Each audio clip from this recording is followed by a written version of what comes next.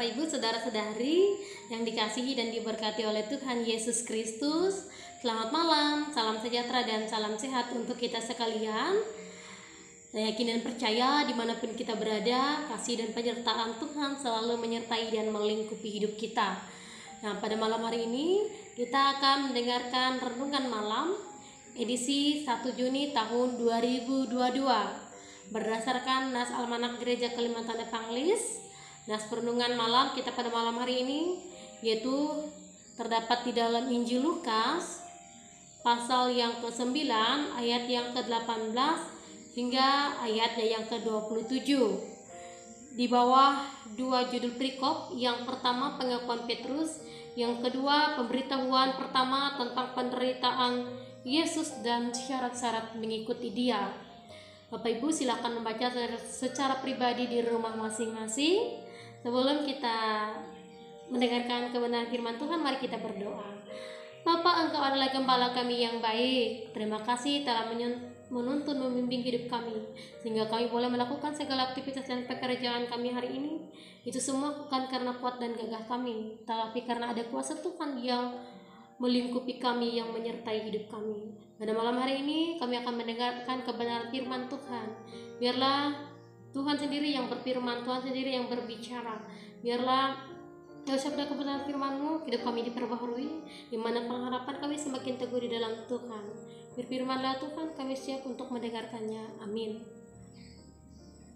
Tema perenungan malam kita pada malam hari ini yaitu identitas dan pekerjaan Yesus.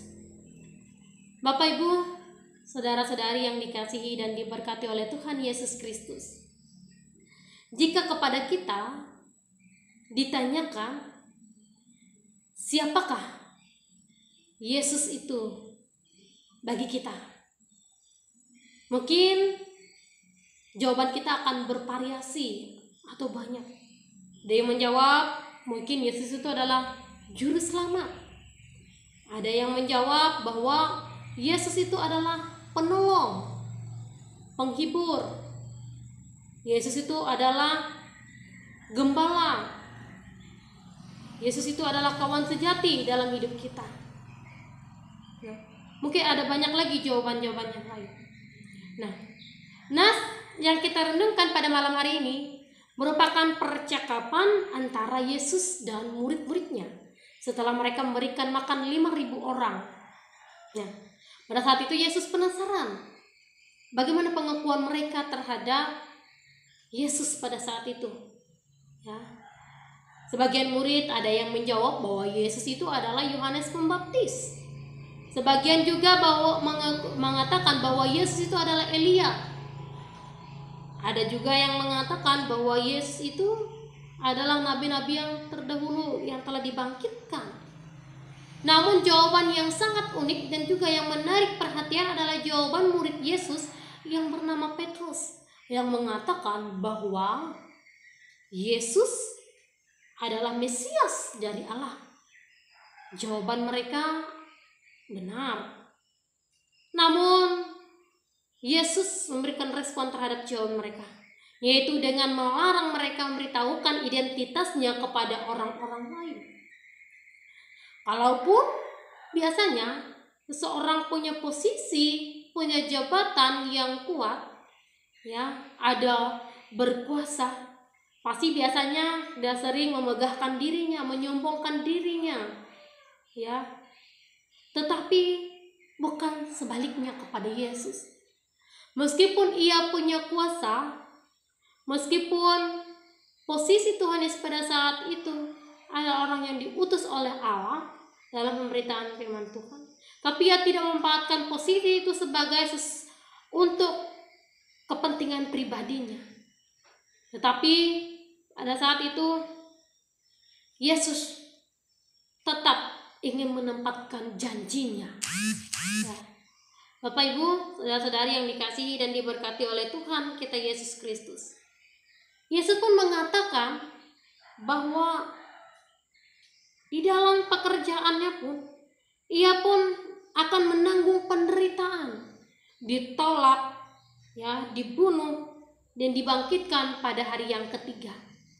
Itu adalah pekerjaan Yesus yang harus ia tepati. Dan juga pada saat itu ia pun juga harus menepati janjinya kepada Bapa yang Maha mengutus. Dan di sini Yesus juga memberikan pemahaman kepada murid-muridnya. Barang siapa yang percaya kepada Yesus, ya, artinya kita mau memikul salib, menyangkal diri, dan mengakui Tuhan. Pengakuan tidak hanya di mulut saja atau sesaat saja, tetapi pengakuan itu bersifat abadi. Pengakuan itu sampai selama-lamanya.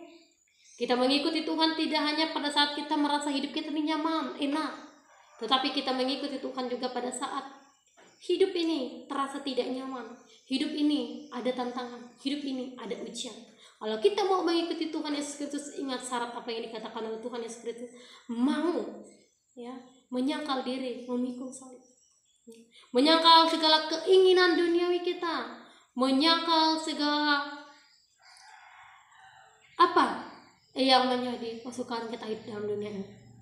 Bapak Ibu, saudara-saudara yang dikasihi dan diberkati oleh Tuhan kita Yesus Kristus, menderita, ditolak, dibunuh, bangkit pada hari yang ketiga, bagi Yesus itu merupakan bukan sebuah rencana atau ide, ya, atau pikiran, melainkan adalah penggenapan janji terhadap Bapa yang telah mengutusnya.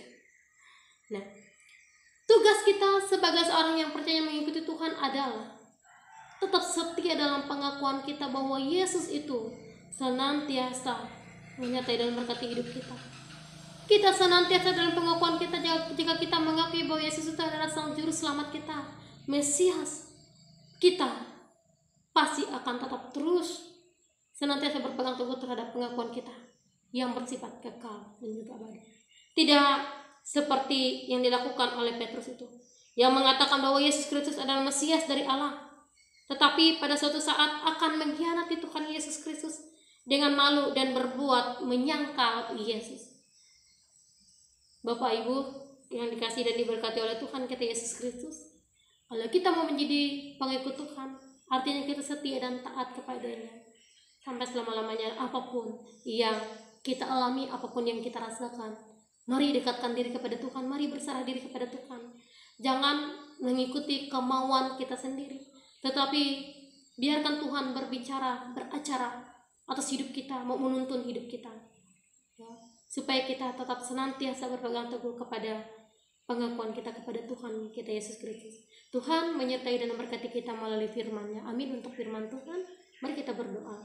Terima kasih atas pimpinan-Mu ya Tuhan dalam hidup kami, yang telah mengatakan bahwa kami harus berpegang teguh kepada pengakuan kami. Tidak hanya pengakuan secara sesaat ataupun dari mulut kami saja, tetapi pengakuan ini biarlah bisa abadi. Dan juga apapun yang kami alami, apapun yang kami rasakan dalam hidup ini, ajarkan kami untuk tetap terus berpegang teguh kepada pengakuan kami, kepada iman percaya kami kepada Tuhan Yesus Kristus. Dan kami semakin dekat dengan Tuhan, bukan meninggalkan Engkau Tuhan. Tapi kami yakin dan percaya Tuhan tetap merangkul hidup kami. Kami yakin dan percaya Tuhan tetap memegang tangan kami, mengatur setiap langkah hidup kami. Ya Tuhan Yesus Kristus, kami yakin dan percaya Engkau pun tetap memberikan kami penguatan. Engkau pun tetap memberikan kami berkat dalam hidup kami. Pada malam hari ini Tuhan, kami ingin tidur, kami ingin beristirahat.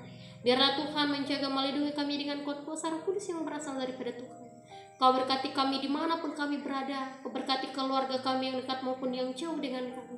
Tuhan, membangunkan kami besok pagi dengan nafas kehidupan, sehingga kami dapat melakukan segala aktivitas dan pekerjaan kami.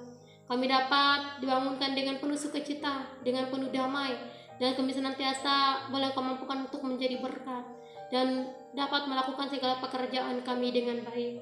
Ini saudara kami Tuhan, dalam Yesus Kristus kami berdoa dan mengucap syukur. Amin. Selamat malam, Tuhan Yesus memberkati. Shalom.